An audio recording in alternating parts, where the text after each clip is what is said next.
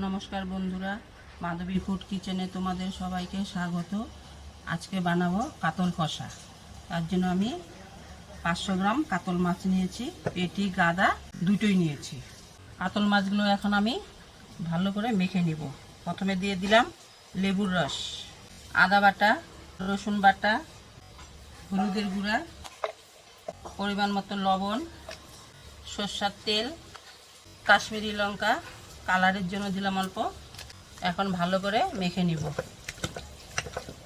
মাছটা আমার মাখা হয়ে গেছে। 15-20 মিনিটের জন্য আমি এখন রেখে দিব। কড়াইতে তেল দিয়ে দিলাম, আলুটা দিয়ে দিব, লবণ দিয়ে দিলাম, হলুদ দিয়ে দিলাম। আলুগুলো এখন ভালো করে ভেজে তুলব। আলুগুলো ভাজা হয়ে গেছে, আমি এখন তুলে নিব। ওই তেলের মধ্যে দিয়ে দিলাম 2টা শুকনো লঙ্কা, 2টা তেজপাতা, 2টা এলাচ, জিরা ফোড়ন। ফোড়নটা এখন ভালো করে ভেজে নিব। ফোড়নটা ভাজা হয়ে গেছে, এখন আমি দিয়ে দিব পেঁয়াজ কুচি। পেঁয়াজটা ভাজা হয়ে গেছে, এখন আমি টমেটো কুচিটা দিয়ে দিব। টমেটো কুচিটাও একটু ভালো করে ভেজে নিব, নরম নরম হবে টমেটোটা। টমেটোটা সিদ্ধ হয়ে গেছে, এখন আমি সব মশলাগুলো দিয়ে দিব।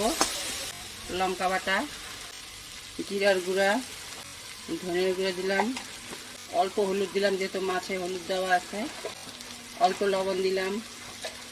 মাছের মধ্যে আগে লবণ দিয়ে মাখানো হয়েছে, সেই জন্য অল্প করে দিলাম। এখন আমি অল্প জল দিয়ে দিব, গুঁড়া মশলাগুলো না পুড়ে যায়। এখন ভালো করে কষাবো। মশলাটা আমার কষানো হয়ে গেছে, এখন আমি মাছটা দিয়ে দিব। দিয়ে এখন আমি ভালো করে কষাবো। আলুটাও দিয়ে দিব। মশলার থালাটা ধুয়ে অল্প একটু জল দিয়ে দিলাম। এখন ভালো করে কষাতে হবে। আমার মাছটাও কষানো হয়ে গেছে, দেখো একদম মনে হচ্ছে মটনের টুকরা। এইভাবে তোমরা বাড়িতে বানিয়ে খাবে। কাতল মাছটা তোমরা অনেকভাবেই খাও, এইভাবে একবার বানিয়ে খাবে। এখন আমি জল দিয়ে দেব, যেহেতু এটা কষা কষা হবে অল্প জল দিতে হবে, বেশি জল দিব না। আমি কিন্তু গরম জল দিতেছি। আর অল্প চিনি দিয়ে দিলাম। তোমরা ওইভাবে বাড়িতে বানিয়ে খাবে, কেমন হয় কমেন্ট করে বলবে। আমার কাতল কষা হয়ে গেছে, আমি এখন গরম মশলা দিয়ে দিলাম। এটা আমি নিজে হাতেই গরম মশলাটা করেছি বাড়িতে। এখন আমি নামিয়ে দিব। দেখো কত সুন্দর হয়েছে, খেতেও সেই দারুণ লাগবে। এখন আমি নামিয়ে নিব। কাতল কষা নামিয়ে নিয়েছি।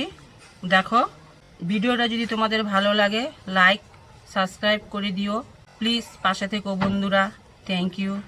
পরের ভিডিওতে আবার দেখা হচ্ছে তোমাদের সাথে।